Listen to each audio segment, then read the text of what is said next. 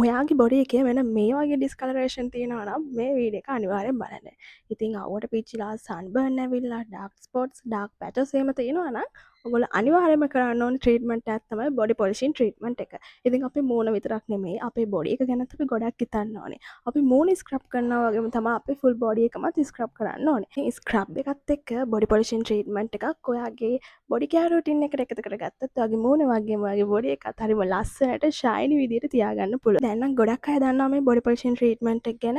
මොකද ගොඩක් සැලොන්ස් වල මේ ට්‍රීට්මන්ට් එක කරනවා. ඉතින් ගොඩක් අය ගොඩක් ගණන් දීලා මේ ට්‍රීට්මන්ට් එක සැලොන්ස් වලට ගිහිල්ලා කරගන්නවනේ. හැබැයි මම නම් මේක ගෙදරදී තමයි කරගන්නේ. මම මේ ප්‍රොඩක්ට්ස් දෙක පර්චේස් කරලා තියන් ඉන්නේ. පොලිෂින් ට්‍රීට්මන්ට් එක කරගන්න ඕන නිසා. ඉතින් මේකට ලික්විඩ් එකක් වගේම පවුඩර් එකක් එනවා. මේ දෙක මික්ස් කරලා බොඩි එක ඇප්ලයි කරලා විනාඩි 20කින් විතර වොෂ් කරන්න තමයි තියෙන්නේ. ඉතින් මගේ බොඩි පොලිෂින් ට්‍රීට්මන්ට් එක මම පර්චේස් කරන්නේ බොඩි බයි DNA කියන පේජ් එකේ. මම ඒගොල්ලන් කන්ටැක්ට් නම්බර් එක දාලා තියන්නම්.